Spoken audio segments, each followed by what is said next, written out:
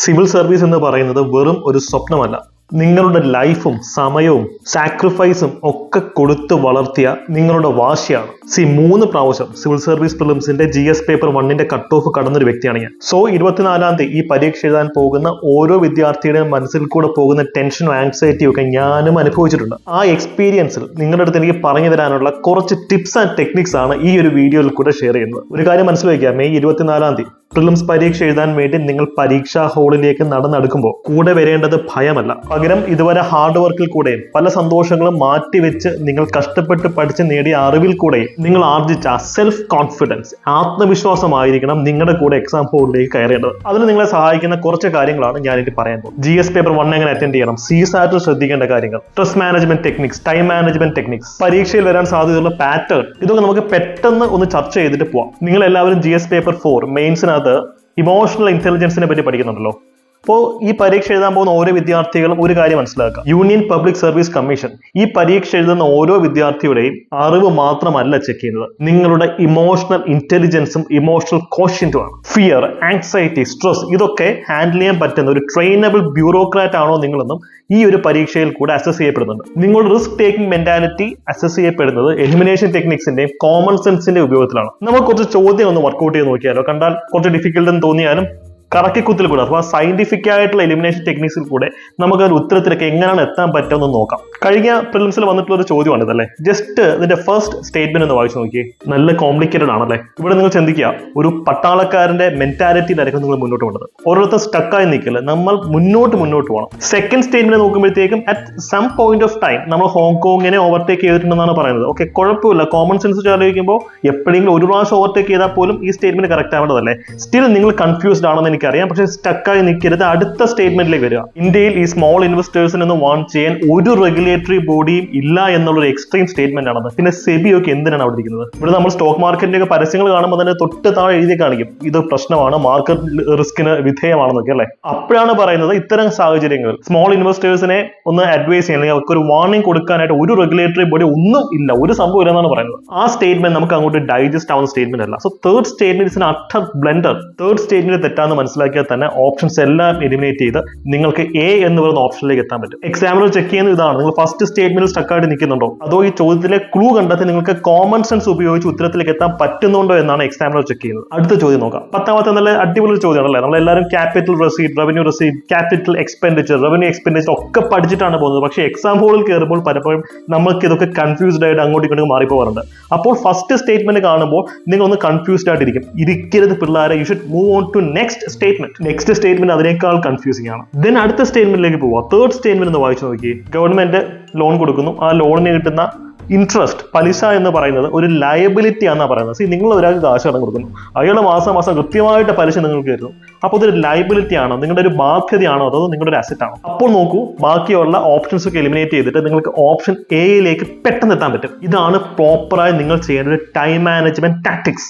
നമ്മൾ അഗൈൻ മെയിൻസിന്റെ സിലബസിൽ പഠിക്കുന്നതാണ് കോഗ്നിറ്റീവ് ബയാസസ്, അല്ലെങ്കിൽ നെഗറ്റിവിറ്റി ബയാസ് ഉണ്ടല്ലോ. നമുക്ക് എപ്പോഴും ലൂസിങ് സംതിങ് വി ലൂസ്, നമുക്ക് എന്തെങ്കിലും നഷ്ടപ്പെടാൻ പോകുമ്പോൾ ഒരു പേടിയാണ്. കാരണം ഇങ്ങനെ ചെയ്യുമ്പോൾ നമുക്ക് മാർക്ക് നഷ്ടപ്പെടുമോ എന്നുള്ളൊരു പേടിയുണ്ട്. സംശയമില്ല, നഷ്ടപ്പെടും. ഒരു 10 ചോദ്യങ്ങൾ നിങ്ങൾ ഇങ്ങനെ എലിമിനേഷൻ ടെക്നിക്സ് യൂസ് ചെയ്ത് കഴിഞ്ഞാൽ 7 എണ്ണം ശരിയാവും, 3 എണ്ണം തെറ്റും. എന്തായാലും അഗ്രിഗേറ്റ് 6 മാർക്ക് നമുക്ക് കിട്ടും. പക്ഷെ ഒരു കോഗ്നിറ്റീവ് ബയാസിന്റെ ഭാഗമായിട്ട് നമുക്കറിയാം, ഇപ്പം നിങ്ങളൊന്ന് ആലോചിച്ച്, നിങ്ങൾക്ക് ഇപ്പോൾ ഒരു 1000 രൂപ കിട്ടുമ്പോൾ ഒരു സന്തോഷം വരുമല്ലോ, അതിനേക്കാൾ വലിയ സങ്കടമാണ് കഴിഞ്ഞ 100 രൂപ നഷ്ടപ്പെടുമ്പോൾ. അഗ്രിഗേറ്റ് ഒരു 900 റുപ്പീസ് കിട്ടിയെന്നുള്ളത് നമ്മൾ ചിന്തിക്കില്ല. ഇതാണ് ആ ഒരു നെഗറ്റിവിറ്റി കോഗ്നിറ്റീവ് ബയാസ് എന്ന് പറയുന്നത്. അതിനെ ഓവർകം ചെയ്യാൻ പറ്റുന്ന വ്യക്തികൾക്ക് മാത്രമേ നല്ല ബ്യൂറോക്രാറ്റ് ആവാൻ പറ്റുള്ളൂ. അതുകൊണ്ട് തന്നെ കാൽക്കുലേറ്റഡ് ആൻഡ് ടാക്ടിക്കൽ റിസ്ക് നമ്മൾ ഇവിടെ എടുക്കണം. അതായത് ആഴത്തിൽ പഠിക്കുക, അതിനോടൊപ്പം കറക്കി കുത്താനും പഠിക്കുക. അങ്ങനെ തന്നെയാണ് ഞാൻ ഇത്തരം പ്രിലിംസ് എക്സാം ക്ലിയർ ചെയ്യാൻ സാധിച്ചത്. ഈ ചോദ്യം ഒന്ന് നോക്കിയേ, ഇതിന്റെ ഉത്തരം നിങ്ങൾ തന്നെ ഒന്ന് കമന്റ് സെക്ഷനിൽ കമന്റ് ചെയ്യണം കേട്ടോ. അത് ജോഗ്രഫിയിലെ കണ്ടാൽ കുറച്ച് ഡിഫിക്കൽട്ട് എന്ന് തോന്നുന്ന ചോദ്യമാണ്, പക്ഷെ ഇത് ഈസിയാണ്. ഒറ്റ സംശയം, ഞാൻ നിങ്ങൾ ചോദ്യം ചോദിക്കുക, ഒന്ന് വായിച്ചു നോക്കാം. ഞാൻ നിങ്ങൾക്ക് ഒറ്റ ക്ലൂവാ തരുന്നത്. സാധാരണഗതിയിൽ ഡ്രൈനസ് അല്ലെങ്കിൽ പൊടിയൊക്കെ ഉണ്ടല്ലോ, പൊടിയും പുകയൊക്കെ, ഒന്ന് മഴ പെയ്ത് കഴിയുമ്പോൾ ഈ പൊടിയും പുകയും കൂടുമോ കുറയുമോ? നമുക്കറിയാം, ട്രിവാൻഡ്രം അല്ലെങ്കിൽ കൊച്ചിയിൽ പോകുമ്പോൾ അറിയാം, ഭയങ്കര പൊടി ഉണ്ടെങ്കിൽ നമ്മൾ വെള്ളമൊക്കെ എടുത്ത് വിതറും അല്ലെ, കടക്കാരുടെ ഫ്രണ്ടിലാണ്, പൊടി പടരാതിരിക്കാനായിട്ട്. ആ ഒരു കോണ്ടെക്സ്റ്റ് ഒന്ന് ആലോചിച്ച് നോക്കിയേ. ഡസ്റ്റ് പാർട്ടിക്കിൾസിന്റെ അളവ് മഴ കൂടുതലും വരുന്ന ട്രോപ്പിക്കൽ റീജിയൻസിലാണോ ഉണ്ടാവാൻ സാധ്യത, അതോ മറ്റെവിടെയെങ്കിലുമൊക്കെയാണോ? സെക്കൻഡ് സ്റ്റേറ്റ്മെന്റ് നിങ്ങൾ ഒന്ന് വായിച്ചു നോക്കിയേ. ഫസ്റ്റ് സ്റ്റേറ്റ്മെന്റും സെക്കൻഡ് സ്റ്റേറ്റ്മെന്റും കുറച്ച് കോൺട്രഡിക്റ്റിംഗ് അല്ലേ? നിങ്ങളതൊന്ന് നോക്കിയിട്ട് നിങ്ങളുടെ ആൻസർ കമന്റ് സെക്ഷനിൽ കമന്റ് ചെയ്യുക. അയ്യോ ജോഗ്രഫി ഒന്നും പഠിച്ചില്ലല്ലോ എന്ന് കരുതി ഇത്തരം ചോദ്യങ്ങൾ കാണുമ്പോൾ സ്കിപ്പ് ചെയ്യാൻ പോകരുത്. ഇതിനകത്ത് കോമൺ സെൻസിന്റെ എലമെന്റ്സ് ഉണ്ട്. പക്ഷെ നമ്മൾ എപ്പോഴും പറയുന്ന കാര്യം അതാണ്, നമ്മൾ ഇൻഡെപ്ത് ആയിട്ട് സിലബസ് പഠിക്കണം. അതിനോടൊപ്പം ഇത്തരത്തിൽ സ്മാർട്ട് വർക്കും ചെയ്യണം. ഹാർഡ് വർക്കും സ്മാർട്ട് വർക്കും കമ്പൈൻ ചെയ്തുകൊണ്ടുള്ള ഒരു യുദ്ധതന്ത്രമായിരിക്കണം നിങ്ങൾ 24-ാം തീയതി പ്രിലിംസ് എക്സാം ഹോളിൽ കാഴ്ചവെക്കേണ്ടത്. ഇനി നമുക്ക് സിസാറ്റിനെ പറ്റി ഒന്ന് ചർച്ച ചെയ്യാം. 2017 സിവിൽ സർവീസ് പ്രിലിംസ് എഴുതിയപ്പോൾ ഞാൻ വളരെ ഹാപ്പി ആയിരുന്നു. എനിക്ക് നല്ല മാർക്ക് കട്ട് ഓഫിന്റെ മുകളിൽ കിട്ടുന്ന ഉറപ്പുണ്ടായിരുന്നു. കാര്യം ആൻസർ കീ വെച്ച് നോക്കിയപ്പോൾ മെയിൻസിന് വേണ്ടി ഉഷാറായിട്ടിരുന്ന് പഠിക്കുകയും ചെയ്തു. റിസൾട്ട് വന്നപ്പോൾ എന്താ, GS പേപ്പർ 1 ജയിച്ചു, GS പേപ്പർ 2 സിസാറ്റിന്റെ പേപ്പർ ഒരു 0.3 മാർക്ക് എനിക്ക് നഷ്ടമായി. ഇത് എന്റെ മാത്രം സ്റ്റോറിയല്ല, ധാരാളം ആൾക്കാരുടെയും കൂടെ സ്റ്റോറിയാണ്. അതുകൊണ്ട് സിസാറ്റ് പേപ്പറിനെ നിങ്ങൾ വെറുതെ പുച്ഛിച്ച് കളയരുത്. Give it due importance. നിങ്ങൾ മാത്തമാറ്റിക്സ് സ്ട്രോങ് ആണെങ്കിൽ മാത്സിൽ സ്റ്റാർട്ട് ചെയ്യും. അതല്ലാന്നുണ്ടെങ്കിൽ എന്റെ ഒരു റെക്കമെൻഡേഷൻ, നിങ്ങൾ റീസണിങ് ചോദ്യങ്ങൾ ചെയ്യുക, പിന്നെ ഇംഗ്ലീഷ് കോംപ്രഹെൻഷൻ ചെയ്യുക. മാത്സിനകത്ത് എല്ലാവർക്കും കിട്ടുന്ന ഒരു 4-5 ചോദ്യങ്ങൾ കാണും, അത് നമുക്കും കിട്ടണം. അതായിരിക്കും നമ്മുടെ ലക്ഷ്യം. അല്ലാതെ ആർക്കും കിട്ടാതെ കട്ടി മാത്തമാറ്റിക്സ് ക്വസ്റ്റ്യൻസിനെ പുറകെ പോയി നമ്മുടെ ഈഗോ വർക്ക്ഔട്ടായി ഉള്ള മാർക്ക് കൊണ്ട് കളയല്ലേ. 80 ചോദ്യങ്ങൾ മാത്രമേ നിങ്ങളുടെ മുമ്പിലുള്ളൂ. ജസ്റ്റ് പാസ് ആവാനുള്ള 33% മാർക്ക് മാത്രം നേടിയെടുക്കുക. എക്സാം ഹോളിന്റെ പുറത്തേക്ക് ജീവനും കൂടി രക്ഷപ്പെടുക. ചറപറാന്ന് അറ്റംപ്റ്റ് ചെയ്ത് കൂടുതൽ ക്വസ്റ്റ്യൻസ് അറ്റംപ്റ്റ് ചെയ്ത് കൊളമാക്കരുത് എന്നാണ് എനിക്ക് പറയാനുള്ളത്. പക്ഷെ ഇത് വർക്ക്ഔട്ട് ആവുന്ന ആൾക്കാരുണ്ട്. 80 കുത്തിയിട്ട് ഇറങ്ങിയിട്ട് പാസ് ആവുന്ന ആൾക്കാരുണ്ട്. നിങ്ങൾക്ക് വർക്ക് ആയിട്ടുണ്ടെങ്കിൽ നിങ്ങൾക്ക് അത് ചെയ്യാം. അതല്ലെന്നുണ്ടെങ്കിൽ കാൽക്കുലേറ്റഡ് ആയിട്ട് മാത്രമേ ചോദ്യങ്ങൾ അറ്റൻഡ് ചെയ്യാവൂ. സിസാറ്റിനകത്ത് GS പേപ്പർ 1-നകത്ത് നിങ്ങൾക്ക് 50-50 വരെ ഓപ്ഷൻസ് എലിമിനേറ്റ് ചെയ്യാൻ പറ്റുന്നതും കുത്തണമെന്ന് തന്നെയാണ് എന്റെ അഭിപ്രായം. സിസാറ്റിനെ എങ്ങനെ സോൾവ് ചെയ്യണം എന്നുള്ള പ്ലേലിസ്റ്റ് ഞാൻ ഈ ചാനൽ ചെയ്തിട്ടുണ്ട് കേട്ടോ. ഞാൻ ആ പ്ലേലിസ്റ്റ് സ്ക്രീനിൽ കാണിക്കുക, ജസ്റ്റ് അതൊന്ന് ഫോളോ ചെയ്യുക. അതിന്റെ അൽഗോരിതം യൂസ് ചെയ്ത് കഴിഞ്ഞാൽ സിസാറ്റ് നിങ്ങൾക്ക് ഈസി ആയിട്ട് ക്രാക്ക് ചെയ്യാൻ പറ്റും. ഇനിയാണ് നമ്മുടെ സ്ട്രെസ് മാനേജ്മെന്റ് ആൻഡ് ടൈം മാനേജ്മെന്റിനെ പറ്റി എനിക്ക് സംസാരിക്കാനുള്ളത്. ഇത് രണ്ടും മ്യൂച്വലി കോംപ്ലിമെന്റിങ് ചെയ്യുന്ന കാര്യങ്ങളാണ് അല്ലേ, സ്ട്രെസ് മാനേജ്മെന്റ് ടൈം മാനേജ്മെന്റ്. നിങ്ങൾ മനസ്സിലാക്കുക, പ്രോപ്പർ ആയിട്ട് സ്ട്രെസ് ഹാൻഡിൽ ചെയ്യാൻ പറ്റി കഴിഞ്ഞാൽ സമയമൊക്കെ നിങ്ങളുടെ വരുതിക്ക് നിൽക്കും. ഇവിടെ ഏറ്റവും അധികം എനിക്ക് ഹെൽപ്ഫുൾ ആയിട്ട് വന്നിട്ടുള്ളത് ബ്രീത്തിങ് ടെക്നിക്കാണ്. ശ്വാസം ഉള്ളിലേക്ക് എടുക്കുക, ഒന്ന് ഹോൾഡ് ചെയ്യുക, പെതുക്കി വിടുക, ഉള്ളിലേക്ക് എടുക്കുക, ഹോൾഡ് ചെയ്യുക, പെതുക്കി വിടുക. ഇതൊരു 10 പ്രാവശ്യം ചെയ്ത് കഴിഞ്ഞാൽ നിങ്ങളുടെ തലച്ചോറിന് മൂർച്ച കൂടും. ഷാർപ്പ് മൈൻഡ്, അതാണ് എക്സാം ഹോളിൽ നിങ്ങളുടെ ഏറ്റവും വലിയ വെപ്പൺ. പിന്നീട് ചറവറ വെള്ളം കുടിക്കുക. എനിക്ക് ഏറ്റവും ഇഷ്ടപ്പെട്ട ഒരു പരിപാടി വെള്ളം കുടിക്കുക. ഒരു ഫുൾ ബോട്ടിൽ കൊണ്ടുപോയിക്കും.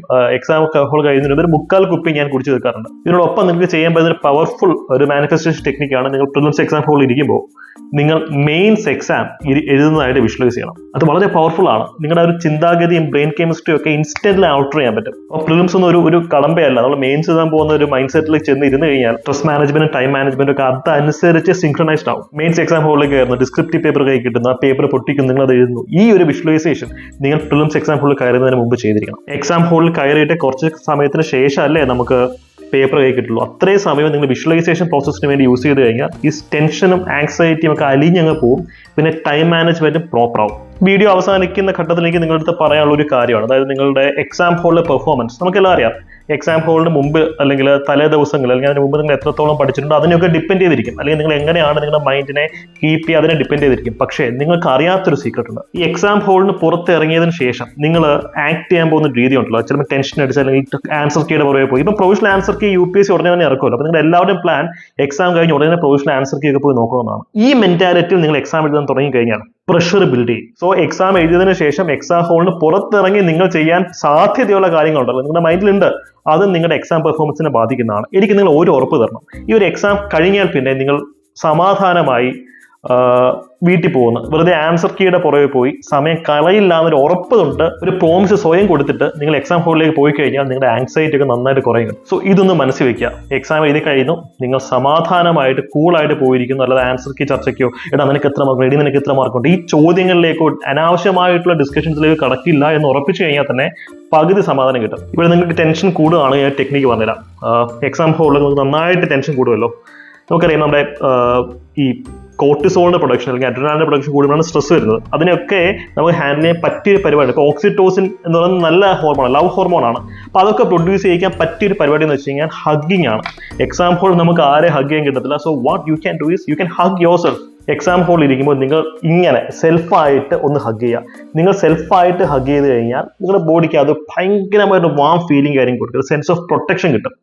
ഇങ്ങനെ ഹഗ് ചെയ്തെങ്കിൽ ഇരുന്ന് കഴിഞ്ഞാൽ നിങ്ങൾക്ക് നല്ല രീതിയിൽ സ്ട്രെസ്സും ആങ്സൈറ്റിയും കുറയ്ക്കാൻ പറ്റും. ഇത് എക്സാം ഹോളിൽ കയറുന്നതിന് മുമ്പ് നിങ്ങൾ വീട്ടിലോ അല്ലെങ്കിൽ മറ്റു സ്ഥലത്തിരുന്ന് പ്രാക്ടീസ് ചെയ്തതിനു ശേഷം മാത്രമേ എക്സാം ഹോളിൽ ഇംപ്ലിമെന്റ് ചെയ്യാവൂ. സോ ടു കൺക്ലൂഡ്, എനിക്ക് അവസാനമായി പറയാനുള്ളത് ഇത് മാത്രമാണ്. ഒരു ഫ്യൂച്ചർ ബ്യൂറോക്രാറ്റ് എന്ന് വെച്ച് കഴിഞ്ഞാൽ അയാൾ നല്ല അറിവുള്ള വ്യക്തി ആയിരിക്കണം. അതിനോടൊപ്പം stress management, time management, emotional intelligence patience ഇതൊക്കെ ഉള്ള ഒരു വ്യക്തിയായിരിക്കണം. ഫോർട്ടിറ്റ്യൂഡും ക്രൈസിസ് മാനേജ്മെന്റും ഒക്കെ മെയിൻസ് എക്സാമിൽ മാത്രം പഠിക്കാനുള്ള കാര്യങ്ങളല്ല, നിങ്ങൾ ഈ എക്സാമിലും കൂടി ഇംപ്ലിമെന്റ് ചെയ്യേണ്ട നിങ്ങളുടെ ക്വാളിറ്റീസ് ആണ്. So be brave, go and get it. ഈ പ്രിലിംസ് പരീക്ഷ ജയിച്ച് കാണണം എന്ന് നിങ്ങൾ ആഗ്രഹിക്കുന്ന നിങ്ങളുടെ ഒരു സുഹൃത്തിനും ഈ വീഡിയോ ഷെയർ ചെയ്ത് കൊടുക്കുക.